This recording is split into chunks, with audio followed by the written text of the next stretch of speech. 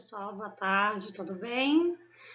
A gente está aqui mais uma vez com vocês, né, para tirar algumas dúvidas, né, que ainda persistem em relação à reorganização curricular para esse momento de pandemia, né? Então a gente sabe que o nosso currículo ele foi reorganizado para esse momento e, consequentemente, para o CIEP. Vamos lá? Bem, se vocês acessarem o portal da Secretaria, né, já na página inicial, nós temos vários links. Dentre eles, a gente encontra o da Reorganização Curricular de Pernambuco. Então, é de fácil acesso. Então, a gente indica que vocês visitem, né, o site. Lá vocês encontram todos os documentos que são necessários para os momentos de planejamento de vocês, tá? Então, fiquem atentos. Olha só, antes da gente falar da reorganização curricular, a gente tem uma dica, né, que é que para vocês visualizarem a webinar, né, que aconteceu sobre a reorganização curricular, né, e o tema foi reorganização curricular em Pernambuco, desafios e possibilidades. Foi um detalhamento, né, de como aconteceu essa reorganização, né, em que momento que partiu essa ideia e como que foi pensada essa organização por todas as gerências. Então, deem uma olhadinha lá, tá? Para quem ainda não viu. Então, falando da reorganização mesmo, né, nós temos aí duas diferentes situações. A do ensino fundamental, em que nós já temos um documento reformulado a partir da BNCC, então todos lembram que nós tivemos os seminários, tivemos as formações, né, para a gente conhecer o documento, e aí ele já é um documento novo, que já está sendo vivenciado. Então, nós temos aí esse novo currículo, tá? E do ensino médio, que nós não temos ainda a reformulação, a gente ainda não está vivenciando um currículo reformulado a partir da BNCC. Ele está em processo, nós tivemos os seminários esse ano, já foram finalizados, né? Então, ele está atualmente no Conselho Estadual de Educação para ser avaliado. Então, o que a gente tem hoje é o mesmo documento que nós já tínhamos, que são os parâmetros curriculares de Pernambuco, né? E esse organizador aí bimestral, o livrinho azulzinho, né? Bem famoso, assim, que todo mundo até já sabe mais ou menos de cor e salteado os conteúdos que tem nele. Então, lembrando que essa reorganização curricular para esse momento de pandemia para o ensino médio está baseado nesses documentos que nós já tínhamos, tá bom? Bem, para vocês não terem dúvida, né, de quais documentos estamos falando, aqui nós temos as páginas, né, a gente printou algumas só para vocês terem uma ideia. Esse é o documento novo, né, o novo currículo do ensino fundamental, e aí por estar baseado, né, ter como base a BNCC, que é base, né, a gente tem ele organizado em competências e habilidades. Então, aí as páginas, como essas competências elas aparecem lá na página 41, a gente printou com as páginas para vocês terem uma ideia de onde encontrar, tá? Então, na verdade, são 8 competências, não apareceram todos aí, mas são 8 as competências específicas de matemática. E temos aí, por ano, né, de ensino, as unidades temáticas, os objetos de conhecimento e as habilidades relacionadas a cada um desses objetos de conhecimento, tá bom? Bem, como o ensino médio ele ainda não foi, a gente não está vivenciando o documento reformulado, né? A partir da BNCC nós ainda temos o documento anterior, então ele está organizado em expectativas de aprendizagem. Então é esse documento que vocês já conhecem há um bom tempo, tá bom? E aí, em relação ao CIEP, né? Em relação ao CIEP, eu encontro lá também na página inicial da Secretaria, né, onde estão todos aqueles links que nós já apresentamos antes para falar da reorganização curricular. Nós temos aí, do lado direito, né, nesses links aí azulzinhos, nessa coluna à direita da página, vários links, né, de acesso. E um deles é o do CIEP. Então, clicando nele, a gente tem aí, né, o acesso por gerências regionais, por escolas, né, por estudantes, por educadores e pela família. No nosso caso, a gente quer que sanar algumas dúvidas, né, que ainda existem, né, em relação aos educadores e o diário de classe. Então, fazendo essa ligação aí, né, educadores e diário de classe, o que a gente tem? Bem, quando eu clico lá, né, no diário de classe, eu tenho acesso a essa página, que vai me mostrar a escola que eu trabalho, ou mais de uma, né, tem gente que tem mais de um vínculo com o estado, as turmas, que séries que eu trabalho, né, o ano em que nós estamos, e aí eu seleciono alguma turma, né, quando eu seleciono uma dessas turmas, eu tenho aí o apontamento diário, né, que é a frequência do estudante, eu tenho o desempenho, né, como mostrar as avaliações, né, o desempenho desse estudante, o registro dos conteúdos e o planejamento bimestral. As dúvidas que apareceram para a gente, né, que a gente está preocupada aí nesse momento, nessa reta final, né, fechamento de ano, é em relação ao registro dos conteúdos e planejamento bimestral, até por conta, provavelmente, dessa reorganização curricular, tá bom? Então vamos lá, quando eu acesso, né, o registro de conteúdos, eu tenho essa página.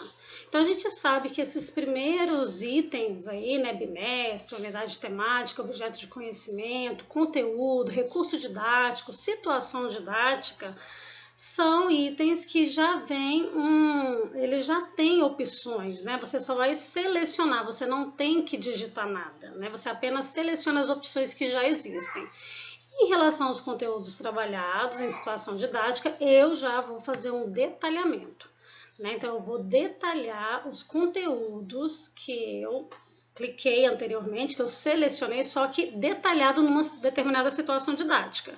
Então, aqui eu vou esmiuçar, né? Eu vou detalhar como foi feito o trabalho, o que eu abordei, né, nesse objeto de conhecimento, nesse conteúdo selecionado, tá bom? Então, aqui é o detalhamento. Bem, um exemplo aí, a gente não tem acesso ao CIEP, né? Como vocês sabem, a gente já falou algumas vezes que nós formadores a gente não tem acesso ao CIEP, porém nós temos colegas, né, que trabalham em sala de aula e que nos ajudaram, muito obrigada, inclusive, por essa contribuição para esse material, para contribuir com os colegas que ainda estão tendo dificuldade, né, para fazer esse trabalho, né?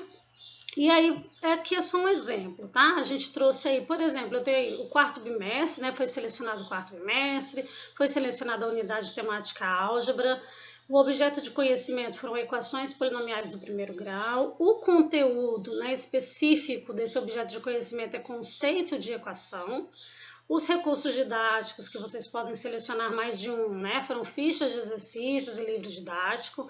A situação didática foi resolução de exercício individual ou em grupo. É claro que aqui foi só exemplo, tá? Então, só para a gente ter uma ideia do que fazer, né? De como selecionar e como que eu posso fazer essa alimentação, né? Como é que eu posso alimentar. E aí os conteúdos trabalhados, a gente colocou um exemplo bem simples aqui, não detalhamos muito, né? Só para trazer mesmo que esse item aqui ele é livre, né, de digitação. Então, exemplo de equação do primeiro grau com abordagem introdutória.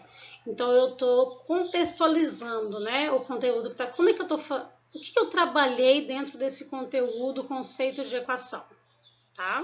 Poderia ter detalhado mais, mas aqui é só um exemplo mesmo, tá? E aí a gente vai agora para o planejamento bimestral. Bem, no planejamento bimestral eu tenho mais opções do que digitar, né? Então eu posso digitar, na verdade eu vou digitar praticamente todos os itens, só que essa digitação ela pode ser uma cópia em algumas partes, né? Porque essas partes, como unidades temáticas, por exemplo, ela já está pronta lá no currículo, né? Então, o que eu tenho? Eu tenho álgebra, né? Eu tenho geometria. Então, essas unidades temáticas que vão ser abordadas nesse bimestre, elas é só uma cópia, na verdade. Mas a justificativa não é uma cópia, né? Porque isso varia de professor para professor. Qual a minha intenção de trabalho com essas unidades temáticas, com essas habilidades que estão sendo propostas lá no currículo?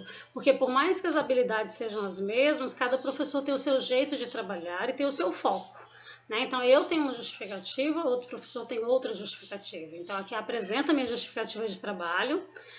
No item A, né, abaixo, as competências específicas, a gente sabe que existem 8 competências específicas, mas não necessariamente as 8 serão trabalhadas em todos os bimestres, isso não faz sentido, né, porque as competências específicas elas vão ser de acordo com as habilidades que serão trabalhadas e com o foco, né, com essa justificativa que foi feita aí. O que eu quero, né, trabalhar com essas habilidades? Qual a minha intenção?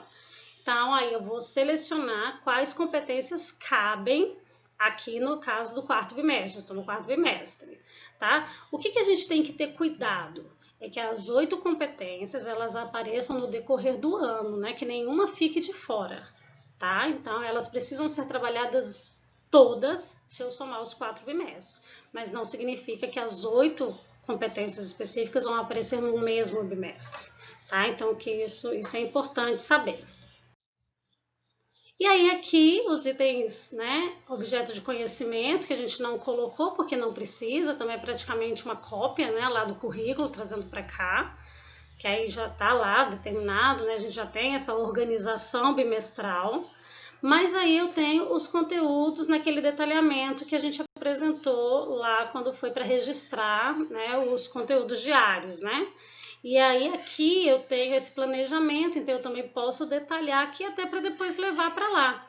Eu posso fazer o meu planejamento bimestral e a partir daqui eu alimento o meu registro diário, tá? Então eu posso fazer esse detalhamento só uma vez e depois eu fico só alimentando, né? Esse registro diário que depois eu vou ter que fazer. Em relação às habilidades, aqui pede código e texto referente, mas caso o texto não caiba por completo, você pode tentar simplificar de alguma forma ou só deixar o código mesmo, vocês vejam a melhor forma, né, de organização. Claro que se ele está pedindo texto referente, tente trazer alguma coisa que indique esse texto, tá? Mas o código ele dá conta da habilidade já. E por fim, a gente tem os procedimentos metodológicos e os procedimentos avaliativos. Então, aqui também é livre, né? Isso varia de professor para professor. Então, qual é a minha metodologia? Isso muda muito, né? Tem professor que é mais dinâmico, outro professor é mais tradicional, tem professor que, dependendo até da realidade da escola, ele tem um foco em processos seletivos, né? Outros nem tanto, outros são mais voltados para a comunidade. Então, isso depende muito da dinâmica de trabalho de cada escola. Então, aí o professor coloca os seus procedimentos metodológicos, ele vai trabalhar com projetos, com parceiros, né? E aí esse trabalho interdisciplinar com outros professores e os procedimentos avaliativos. E você também especifica como que você vai fazer, né? Qual que é a sua forma de avaliar esse estudante, tá? Que pode variar também de bimestre para bimestre, ok? Então é isso, pessoal. A gente espera ter ajudado de verdade. Qualquer dúvida, podem entrar em contato. Por favor, ao sair de casa, use máscara e bom trabalho para vocês. Até a próxima!